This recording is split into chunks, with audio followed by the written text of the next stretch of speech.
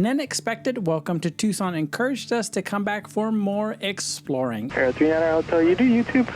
And surprisingly, the highlight of our visit wasn't the obvious museum. We got behind the scenes access to some of the most incredible World War II artifacts, the chance to see a rare, fascinating giant once again, and met a new friend with incredible stories from his flying days at Norton Air Force Base. And we finish it off with some incredible views over Davis-Monthan.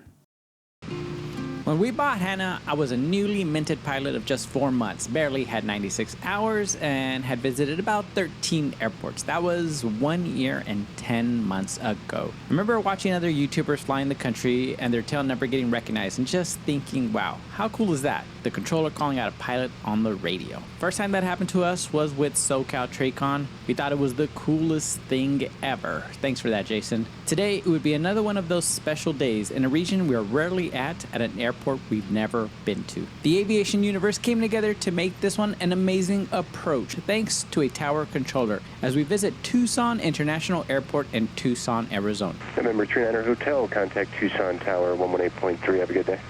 118.3, thanks for all the help. 39 Hotel. Tower 1 com, runway 12, clear to land. Clear to land, 12, America 3105.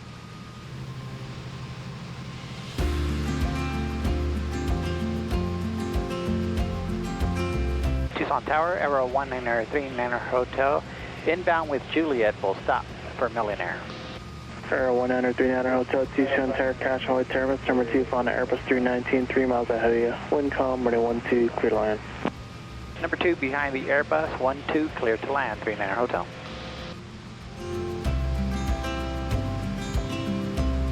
Southwest 2542, left Alpha 13, Alpha to park and monitor ground. Monitor ground, so 2542 going down for 4. Roger.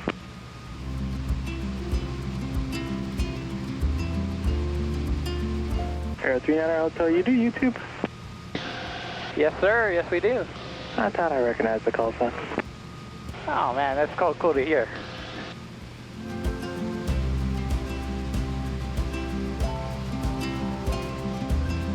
Wow, that was cool.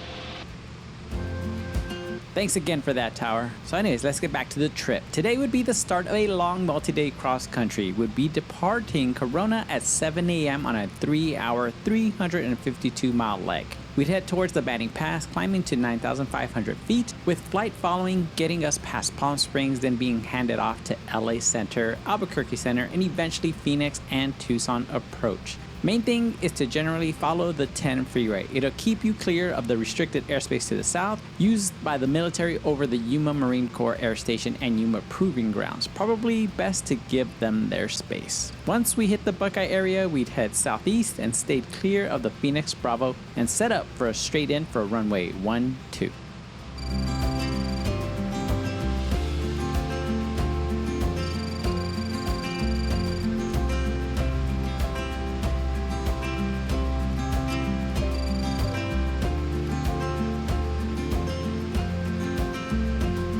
So let's talk history. Tucson's airport story starts in 1919 when the city opened the first municipally owned airport in the United States. Airline services showed up in 1928 and airmail followed soon after in 1930. During World War II, the airfield shifted into military use, supporting Army Air Forces training and operations. But after the war, things changed fast. In 1948, the Tucson Airport Authority took over and moved the airport to its current location, operating out of old World War II hangars. A modern control tower followed in 1958, and the airport helped attract aerospace industry to the region, including what became Raytheon Missile Plant.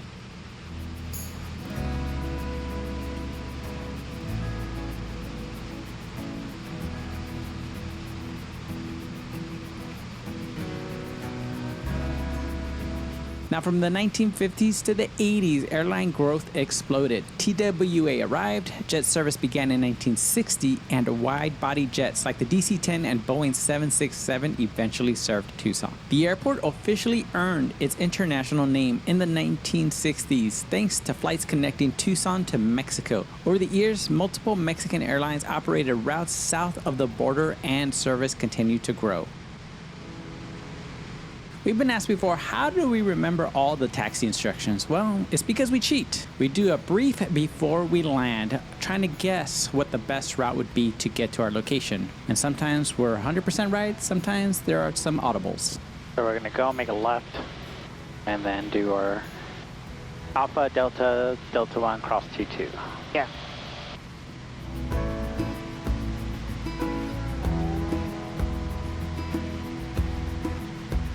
Tucson International Airport is a Class Charlie at an elevation of just over 2,600 feet with two runways, 0422 at 7,000 feet long and 1230 at just shy of 11,000 feet. These lengths are music to any pilot's ears when considering density altitude in the peak of summer. More on that later. More recently, the airport launched a major modernization push. A new FAA tower was built, but we love the lettering on the old tower, and you'll see that soon. Terminal upgrades wrapped up in 2017, and a huge runway replacement and taxiway project began in 2023 to boost future capacity.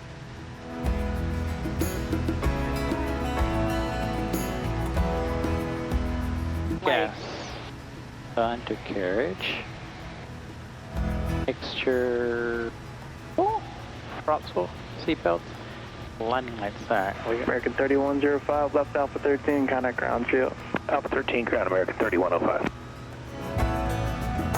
For my non-pilots out there, if you ever wondered what those numbers mean on the runway, they're just in reference to the magnetic heading. So, for example, runway 12 means that it's pointing at or really near a 120 degree heading. Runway 22 is a 220 degree heading, but magnetic headings shift. On November 30th, 2023, the runways here changed by 10 degrees. 0321 became the current 0422, and 11 left, 29 right changed to 1230, since 11 right, 29 left would be closed for 2 years for the reconstruction. Want more details? We put a link to the airport document on the changes in the description below.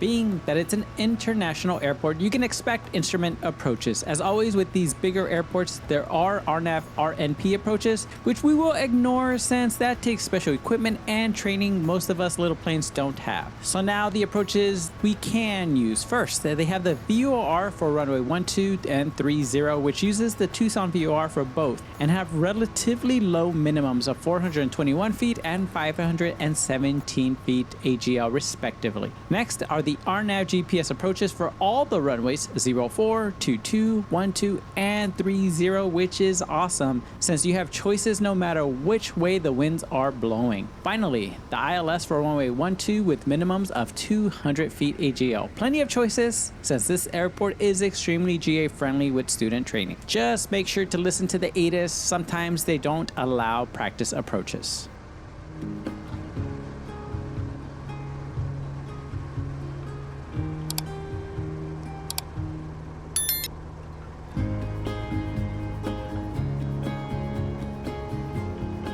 Aero 39er Hotel, left Alpha 7, hold short of Alpha and contact ground. Enjoy your stay. Left on Alpha 7, hold short of Alpha, and thank you very much. You'll definitely be in the video, 39er Hotel. Southwest 155, 12103, running 12, clear for takeoff. 12, clear for takeoff, Southwest 155. As you guys can tell, we got a huge kick out of that. Winter is perfect. Mild temps, clear skies, and great performance, which is why we're visiting today in December. Spring heats up and afternoons get bumpy from all the thermals. Morning flights are smoother. Summer means high and hot conditions, and that means consistently above 100 degrees and sometimes peaking 115. Tucson ground, Aero 1939er Hotel, clear of 12 Alpha 7 for Million Air. Aero 1939er Hotel, Tucson Tower, taxi Alpha Delta Delta 1, hold short runway 22, caution jet blast to the Airbus Tucson Alpha, ahead to your left. All right, Alpha Delta Delta 1, hold short of 22. During peak temperatures, density altitude can reach 7,000 feet, which makes that 11,000 foot runway a dream. Now this is the Southwest, and there's a time of the year called monsoon season, which is from July to September to really watch out for. It brings storms, gusty winds, and dust. Early flights are your safest bet.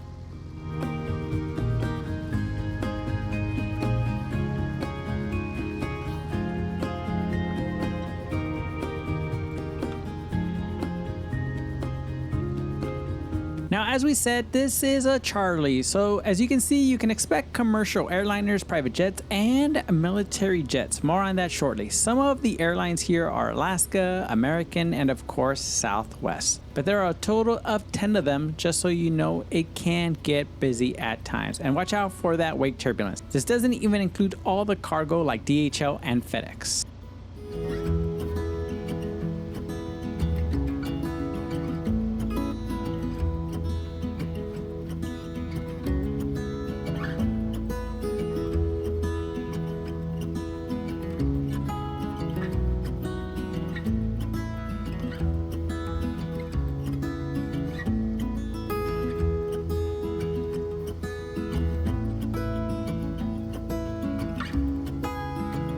Now this is the Phoenix area, and if there's one thing it has a lot of, it's military aviation. I mean, I'm sure you guys can see the Osprey to the right, but it's also home to Morris Air National Guard Base, a 92-acre military complex on the northwest side of the field. We'll show you that shortly. Military operations here started back in 1956 when the Arizona Air National Guard showed up with F-86 Sabres and just a couple of simple buildings. Over the decades, the unit based here, now known as the 162nd Wing, has flown a long list of fighter jets, including the F-100, F-102, A-7s, and today the F-16 Fighting Falcon. And the Wing has grown into the largest Air National Guard fighter unit in the United States, operating more than 70 F-16s. Their mission is huge. They train U.S. Air Force, Air Guard, Reserve, and even international pilots from allied nations. This installation employs more than 1,700 people, making Tucson International Airport a major presence in both civil and military aviation.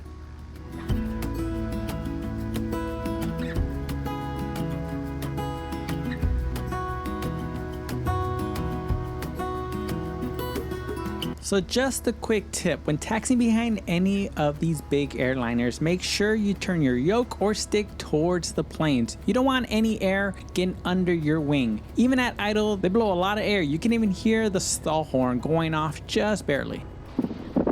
Tucson now, good morning, X-ray Bravo Delta Bravo Tango Alpha 13 to custom. X-ray Bravo Delta Bravo Tango, Tucson ground, taxi Alpha to custom. Alpha to custom, X-ray Bravo Delta Bravo. Southwest 1579 Tucson clearance, good morning. Clear to Las Vegas Airport via fly heading 120. Radar vectors, Burrow 5 departure, B-ball transition as filed.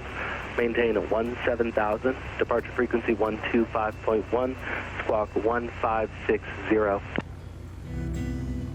There are 4 FBOs on the field: the Atlantic, Executive Air, Tucson Jet Center, and the one we're definitely going to visit today, Million Air Tucson. More on that after we part. But just know, Million Air does have crew cars, but we won't be using it today since we'd be staying a couple of nights. Southwest 1579, read back correct there, slow into Vegas, contact this frequency 5 minutes prior to push for a time.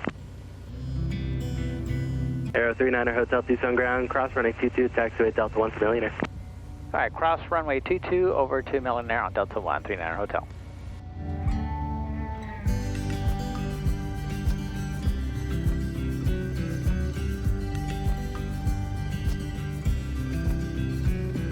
Now, as far as fuel, I believe Million Air was the most expensive at $8.55 a gallon, and the cheapest was Executive Air at $7.35. Obviously, it'll be much more expensive than the smaller airports. At 960 Tucson clearance, it's a full route clearance. Advisory to copy.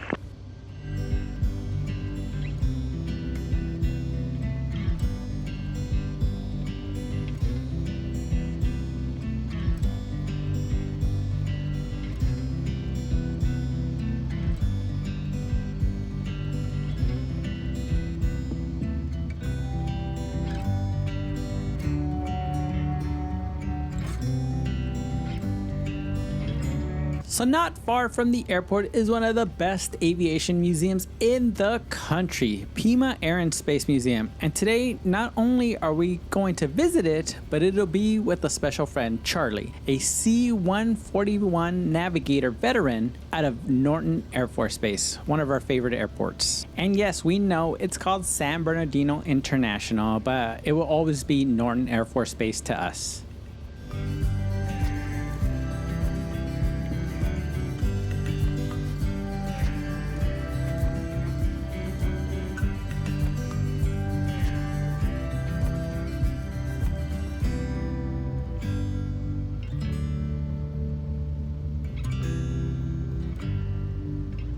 Now, as we're taxiing, it's probably a good time to disclose that the footage you're seeing here of our arrival and the one that you see of our departure is on our first visit of the week here.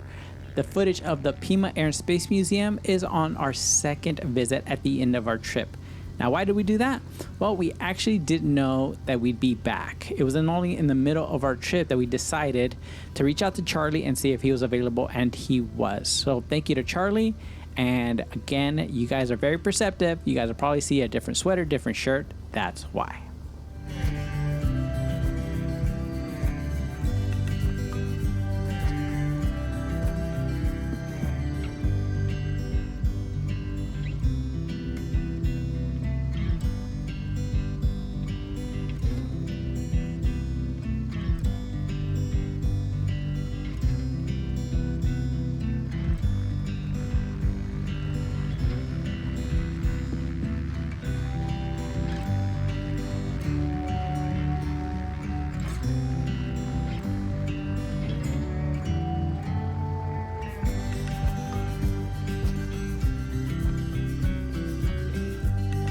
Now that we parked, let's go explore Tucson.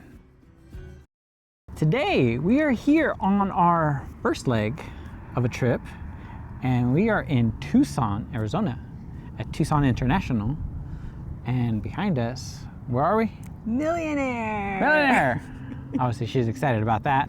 Wait, but before that... Oh, what happened? What airport is this? That's why I said Tucson International. No. What number? Oh my God, sorry. I forgot. We are officially on our number 100th airport. Yep. Which is huge. I never would have thought well, not that I didn't, you never know when you're gonna get to 100. Like that's a lot. Yeah. We're excited to be here because it's a Charlie airport, so it's a big airport. Mm-hmm. We're all over with all the commercial airliners, but the approach was so cool. It was really cool. I mean, you guys just heard. I mean, Tower recognized Hannah. He recognized her. That was so cool. I mean, I was, as you guys can hear, I was so tongue-tied because I was so excited when I got Hannah off the ground. I was like, but that's what it was, right? Yeah. I mean, I think you were shocked. I was. I was not expecting that at all. Yeah, so the controller, thank you very much for making our date. That was awesome. Yeah. That was so cool to come here. We're on a trip we're heading eastward. We actually have some sense of where we're going, but not fully yet. But tonight, that's where we're gonna stop. But this is just a quick stop, but we still wanted to show you guys how to get in here, what Million Air is like. So when you guys come, you guys know what to expect. Yeah. So, you ready to go inside? Yes, let's go. All right, let's go inside.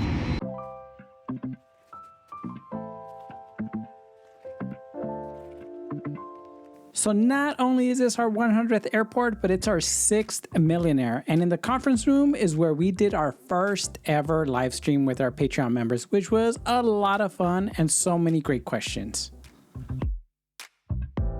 And even though this Million Air does not have a Jetaway Cafe, it does have a coffee and soda machine.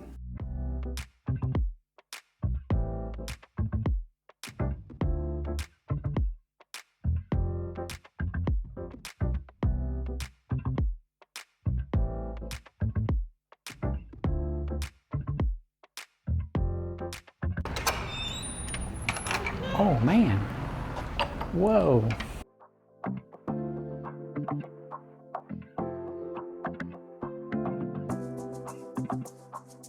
Whoa. Well, this is nice. All right. Okay, this is mine. Did you already claim your room? Goodbye. It's okay. There's another one over here. I'll take one. I'll take this one. You take that one? Okay. I'll call you when I'm up. When you're ready to roll. Mm-hmm.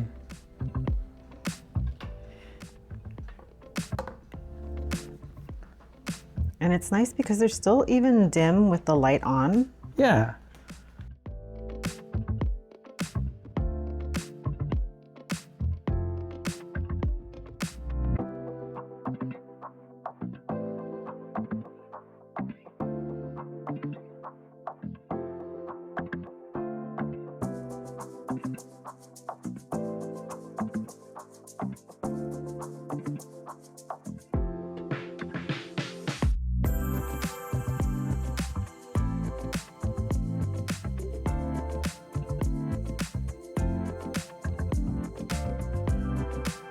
Now, we made sure to call ahead to ask for a conference room because we were doing the live stream, like we said earlier. And we have to say it was very insulated in here despite there being people outside. So if you have to be on a business call, this is a great spot.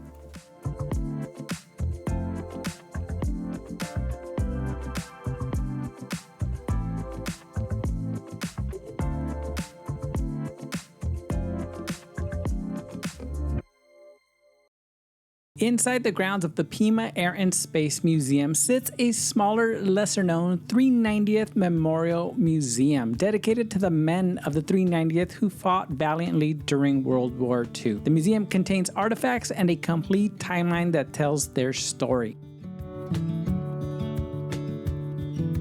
And at the center of it all is a masterfully restored B-17. And today we're going inside thanks to a special invitation from our new friend Charlie. This particular aircraft came off the assembly line. It was number 3 from the last one built.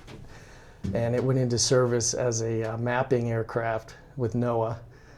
And then after that, it was an aerial firefighting aircraft. And that's how it spent most of its life, so it never saw combat. Then I think it was around 1978, it was flown into Davis-Monthan Air Force Base across the street and restored with the armament, and the paint was stripped off of it and back to the normal silver color. And took about 2 years. That was all done by volunteers over at the Air Force Base. And then it came over here and it was outside on display. And then this hangar was finished in 1978. And so it's been inside since 1978. So they built the hangar around the plane? They built 3 sides, and then this side over here was the last one. They brought the plane in and sealed it up. So. Wow, so it's been here a while. It's been inside quite a while, yeah. Yeah, it's been in here a while. But that's why it's such a good condition, because it's protected. It was never shot at. That helps. And it's not flyable. We get that question a lot. Okay. This one is not airworthy. I believe there's only 3 airworthy B-17s left in the world. Oh. That's it, so. But I mean, in here, like what they, while flying, we're here, it's like steady. Right. There, like you said, 25,000 feet cold and everything. And I'm just like, man. And the Germans are shooting at you. Yeah.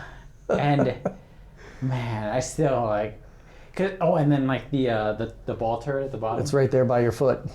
Oh. That's it right there. Just how they laid in there? Yeah, so that rotate, they would not be in there for takeoff and landing. Okay. It would rotate up and they'd get down in there when they approached the enemy territory, and they'd be down in there till they left the German airspace in that area. So it was pretty brutal. It was pretty brutal. And then you hope I don't get shot at or anything happens down there too. Exactly. And statistically, we've learned that was the safest crew position on the aircraft. Really? Because most of the fighters came in from above.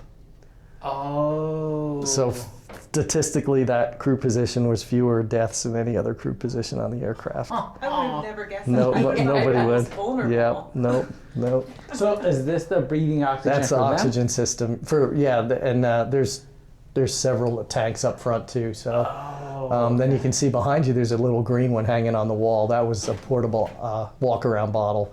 There's several of those through the aircraft too, if they had to move around, So, and all the guns are 50 caliber.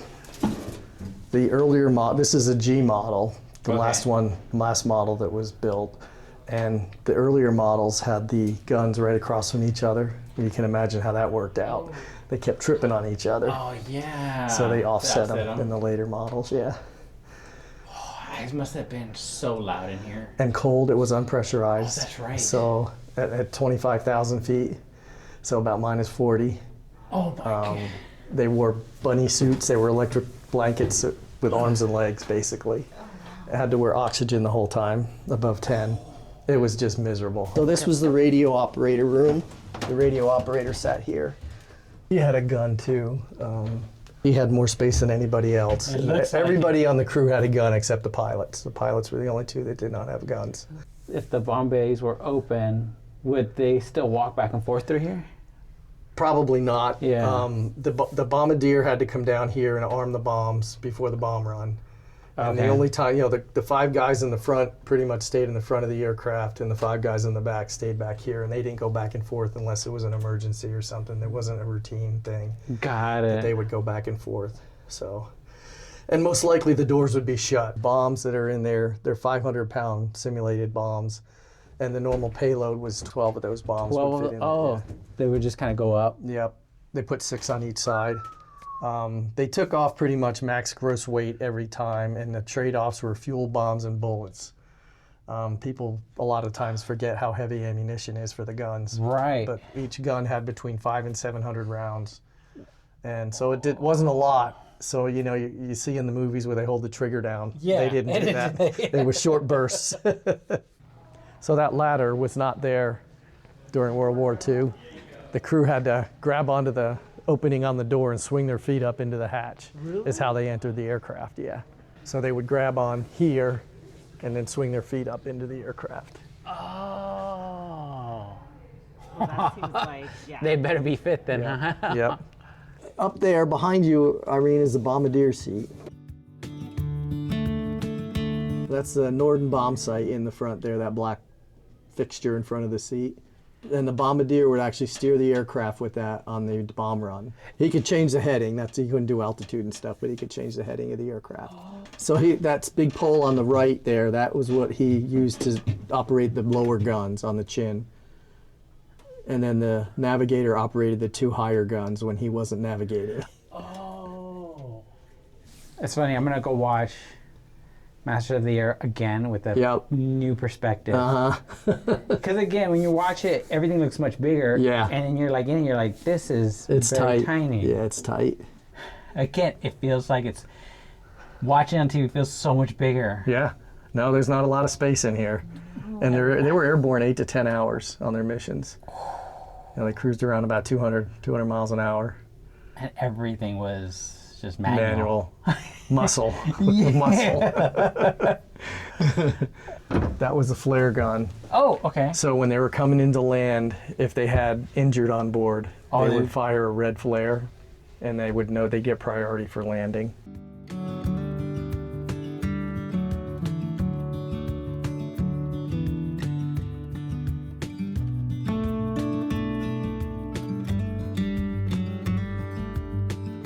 I mean, it feels like our little plane, because it's so basic. As opposed to the commercial airliners now. Right. So much computers. Glass cockpits. Yeah.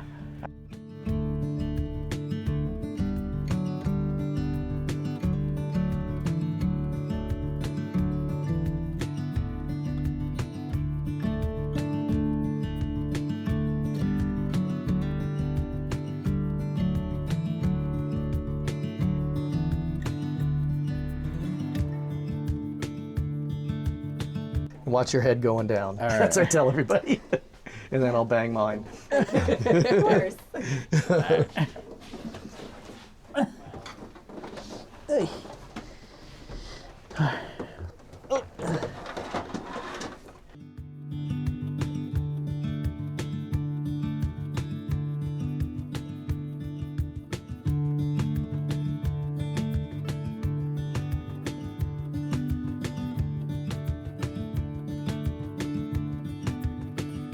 Pima opened in 1976 to the public. We opened in 1987. Our plane sat outside for a couple of years there. Okay. So it was entirely the veterans themselves. We are the only bomb group museum in the United States. What? Yeah, there are sister museums over in the UK at the old airfields, but we are the only dedicated to a single group in the U.S. So you guys fund it separately? Completely separate. Yep. Oh, wow. Yep. And mostly by donation. Strictly pretty much donations, yeah. Okay. 501c3, we have to be at least a third funded by the public. Okay. Oh, okay. So is it, because we didn't know, is it common knowledge that you guys are a separate entity? When people come in, we tell them when they come in the front door. Okay. So Got when it. they come in the front door, Pima, they probably don't. Yeah, we didn't. Yeah. Right? I thought everything in here was Pima. No. Yeah. And until you're like back here, it doesn't really matter that much. Our value is that we're a memorial. Right? Yeah. Our last living pilot, Dick, comes in every Thursday at 102 years old. And then we just found out about another gentleman, George Hitchinson, I think is his name. He's alive. He's like 101, 102 as well. Wow. Behind you, if you turn around, almost that entire row is all stars and stripes. And the session numbers on those go back to predating the hangar being built. So we don't have every daily, but we have most of the black and white dailies. And then we're missing the colors, the weekend colors, which would be an incredible addition. And just how many cool like cartoons and things are in there. Yeah. Wow. I never knew this was all back here, Alex. We'd like to have every artifact on our website. Right. Our library is pretty extensive right now. You can see about 3,000 objects. This nurse's uniform that just came in. Yeah, I wasn't sure what that was until I read the paper there. Yeah, it was a husband and wife. The husband was in the 390th, and the wife was an Army Air Force nurse. Oh, this one's engraved. Okay, so I don't know if you can see that on the camera. Joseph Muller, Colonel. Yeah. He was a group commander. And I don't know, they must have given him this as a gift or something, I guess. They have a shell engraved with his name on it. So different than what we were now, Don't they look comfortable? Very comfortable. Imagine wearing this for hours. Right?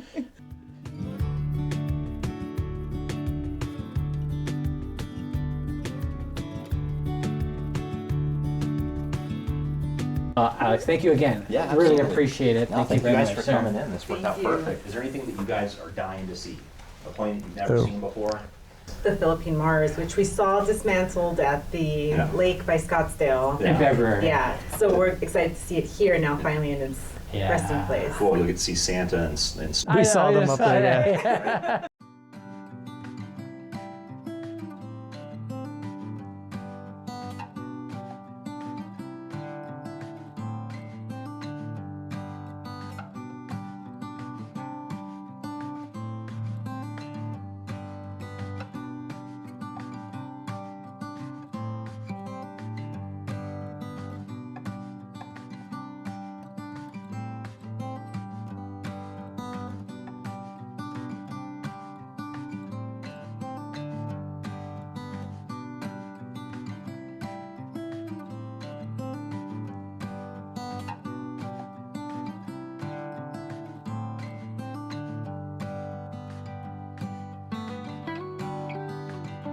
Do you know where the plane you flew?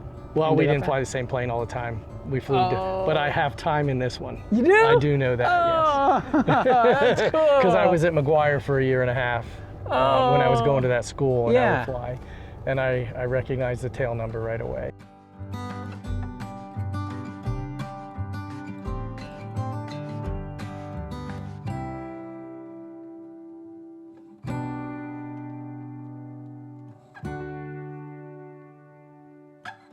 So we finally made it here to this museum, and it couldn't have been any more incredible. Go ahead, tell me like what your favorite part was. Was getting inside of the B-17. Charlie, again, thank you for your service. We love to hear your stories about Norton and just all your stories about everything you got. Guys, he got to fly a T-38. He has 40 hours in a T-38. I'm super jealous of that. I know. And we said this thing like, is there something about the Air Force that are very humble? Because he really played it off like it was nothing. And I'm really like, did. it's a T-38. Oh my God. Or the fact that he actually participated in some of the Norton Air Force Base air shows. So a lot of you guys loved that air show. You guys have been there. This gentleman literally flew in those. He was in the 141s doing the like the drops. Mm-hmm. Charlie, thank you so much for making this incredibly special for us. Oh yeah. It was amazing. And you guys think that's it? He invited us, and then we ended up out of here with pound cake. So Jackie, which is Charlie's wife, thank you for this pound cake. Yeah. Again, thank you to Charlie. Jackie, thank you for the pound cake. Thank you. We'll hopefully see you guys soon. And we hope you guys like this tour. Again, it was really, I don't know, I'm done talking. And right now I see 2 Blackhawks. So it's one of those days here that is just amazing. But we're gonna head out back to probably the hotel. Actually, we're gonna go check out Davis-Monthan. We are. We're gonna see if we can drive by and get somewhat of a view. Maybe we'll catch some tails or something. Something. Yeah. We'll see.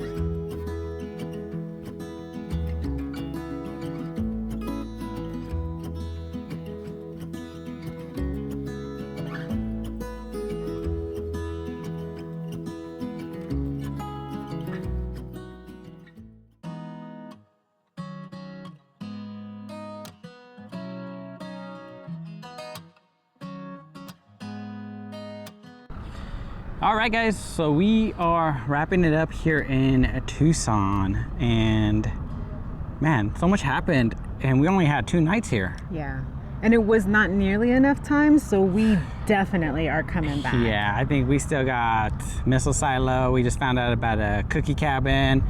I don't know, but anyways, that's other stuff. Let's talk about here. All right, first things first, Million Air. Amazing. Amazing. Yeah. As always. Yeah. Thank you to Angie, to Jared, to Brandon. You guys were amazing, took care of us really well. Yeah. And even just coming out here, it was like Jared already knew.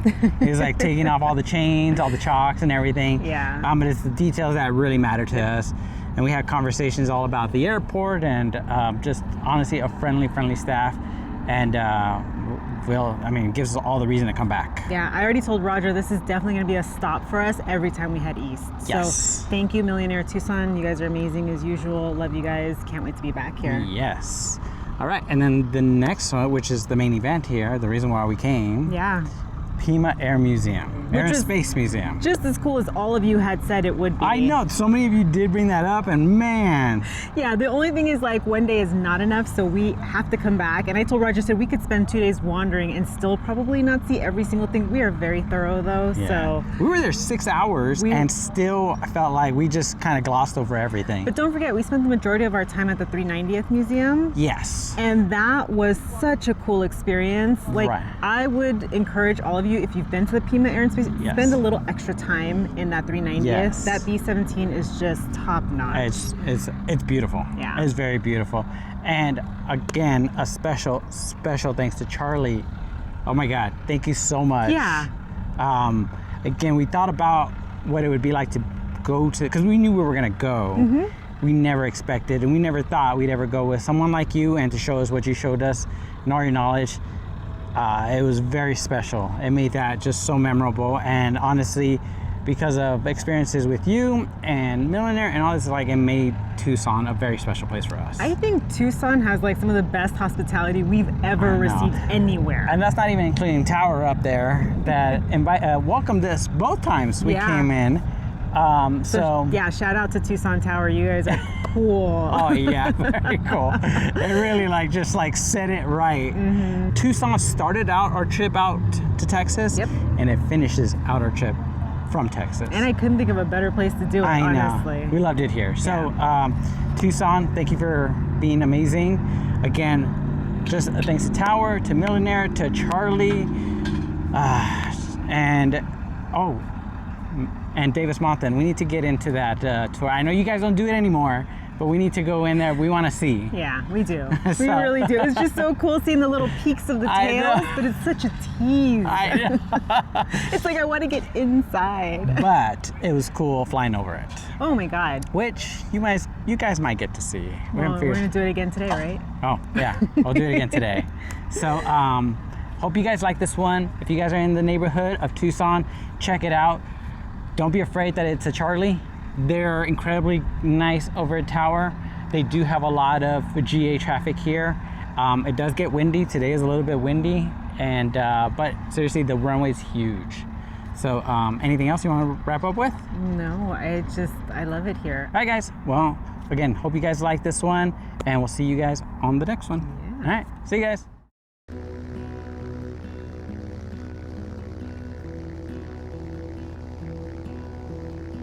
So like any Charlie, the first thing we have to do before moving the airplane is getting our clearance. Tucson clearance, Aero 1939er Hotel. Aero 1939er Hotel, Tucson clearance. Hello again, sir, request. Hello again. 39 Hotel is at Million Air. We'd like a straight out VFR departure, altitude 9,500, and flight following to Charlie November Mike, Cavern City Air Terminal, and we have Mike. Aero 39er Hotel, roger, standby. Aero 39er Hotel, departure frequency 125.1, squawk 4247.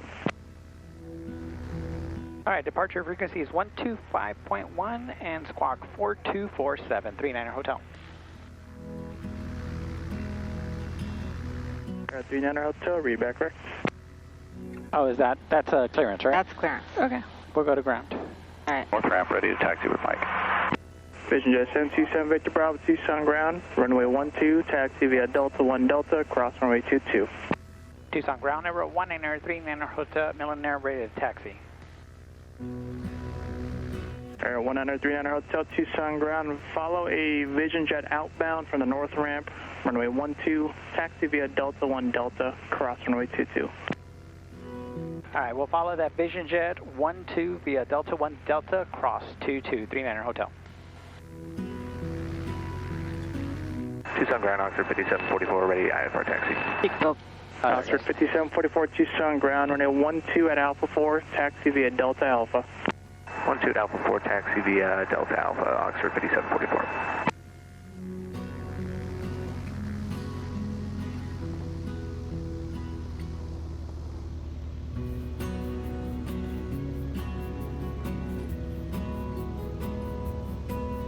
Once again, we have to thank our friend Charlie for taking his personal time and showing us around the Pima Air and Space Museum, especially around the 390th Memorial Museum, which we had no idea was there. The team there was genuinely passionate about keeping the memory of that squadron alive, and also a big thanks to Alex, who set up the artifacts for us to see, even if we were extremely nervous about handling them. I know some of you were wondering, where was the food? Well, with only 2 nights here and lots of footage to record, we didn't get anything special. We literally had In-N-Out, Chick-fil-A, and Longhorn, and we ate it back at the hotel. But we will definitely be back. We still have the Titan missile site to visit, and we will make sure to make enough time to partake in the local cuisine. And if you guys have any recommendations, please let us know.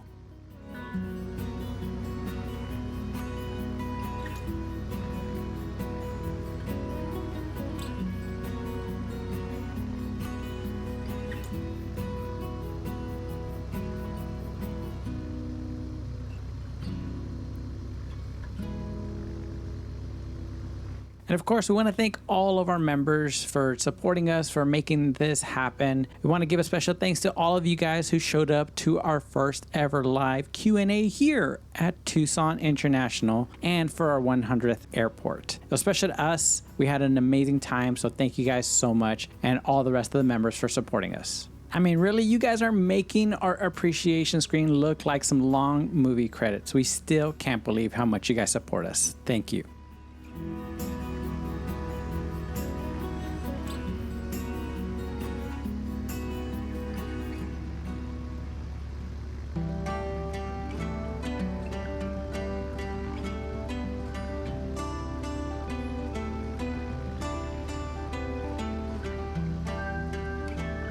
So we will be doing a little change on our departure. We're going to cut to a special view over the Davis-Monthan Boneyard from 7,000 feet. We might not be able to see much on the ground, but it's a completely different story from the air, and it's still an amazing sight.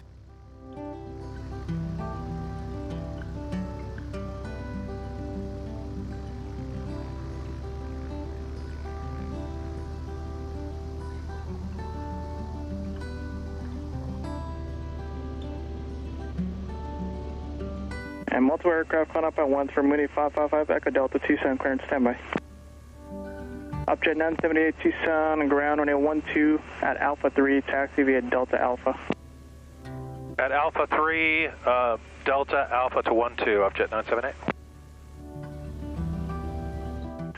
Aero 39er Hotel, give way to a citation that'll be exiting the Atlantic ramp just ahead and to your left. Roger, we'll look for that traffic and let them go ahead of us, 39er Hotel.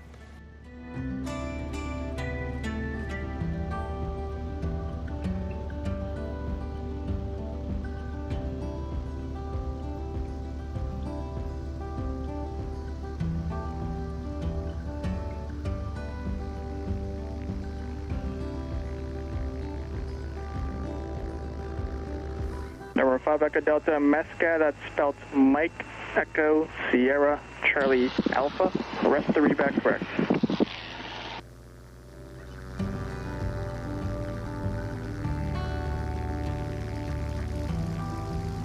Number 5 Echo Delta Affirm, that is correct.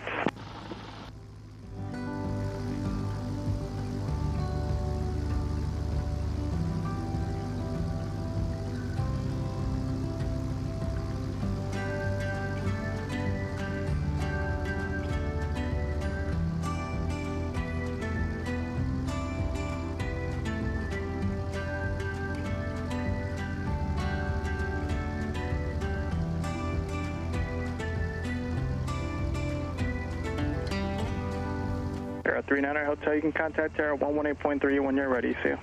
118.3, see ya, 39er Hotel. Jet 978 Tucson Tower, be momentarily. Roger. We've been getting messages of gratitude for all the work we have done on the channel this year, but we want to make something clear. We're so incredibly thankful to you all, especially our members. You were to ask us a year ago the channel would look like this? Well, we thought what anyone starting something out would have thought. Are you crazy? No one's going to watch this or pay for this. You guys really blew us away, and for our Patreon members, we will have a year-end wrap-up for you, but for everyone, thank you for an amazing year. We're so excited for 2026 because we have a lot more airports to visit and even revisit. We've made some great friends that we never thought we'd make, and we had some amazing experience. So again, thank you all so much. We love aviation, it's beautiful, and even though we are showing you our adventures, it's to help you have your own, which is what we love to read. We'll see you next year. Until then, go fly, go discover. Tucson Tower, Aero 1939er Hotel, holding short 12 at Delta for straight out VFR departure. Air 1939 Hotel, Tucson Tower, stand by here after the jet off your left. Standing by, 39er Hotel. Air 39er Hotel, caution materials for the citation that departed winds 340 at 4. Runway 12 clear for takeoff, proceed on course. 12 clear for takeoff, proceed on course, 39er Hotel.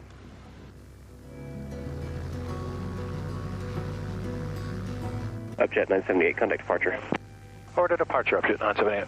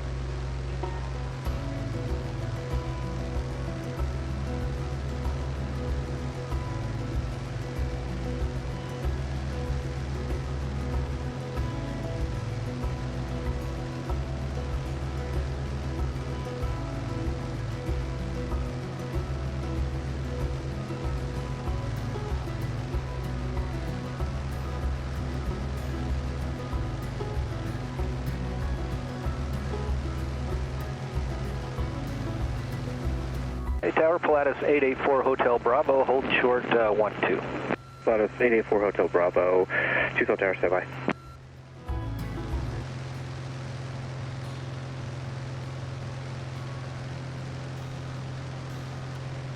39 Hotel, turn left heading 100. Left heading 100, 39 Hotel.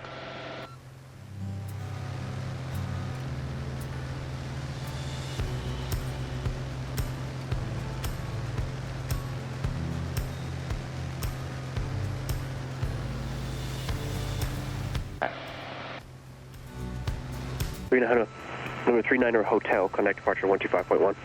125.1, thanks for all the help, 39 Hotel. That was 884 Hotel Bravo, wind 34. Airsun 431, there's the Airbus off your left side, 11 o'clock, 5 miles southwestbound, descending out of 8,300 for 7,000. Traffic inside, Airsun 431. Airsun 431, with the traffic in sight, resume navigation.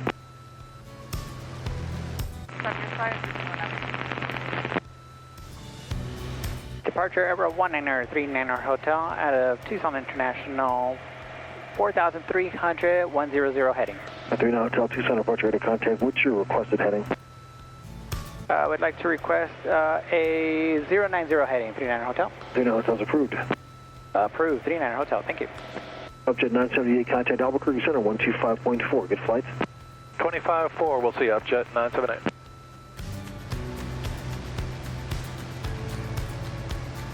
Division 7 Victor Bravo, contact Albuquerque Center 125.4. 254, 7 Victor Bravo.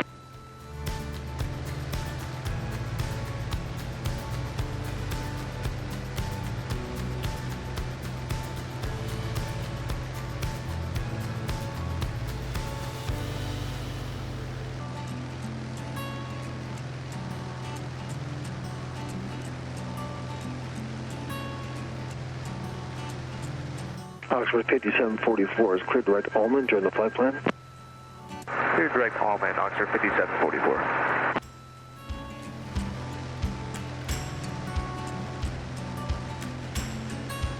Delta 5 Delta Whiskey, contact Albuquerque Center 125.4.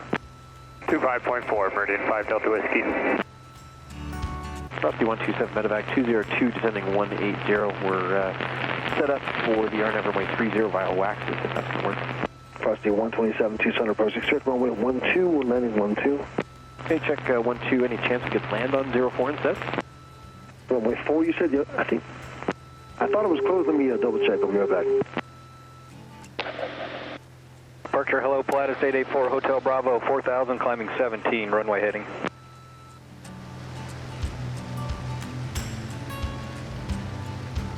Tucson approach, Skyhawk 476 at Echo, passing through 3,500.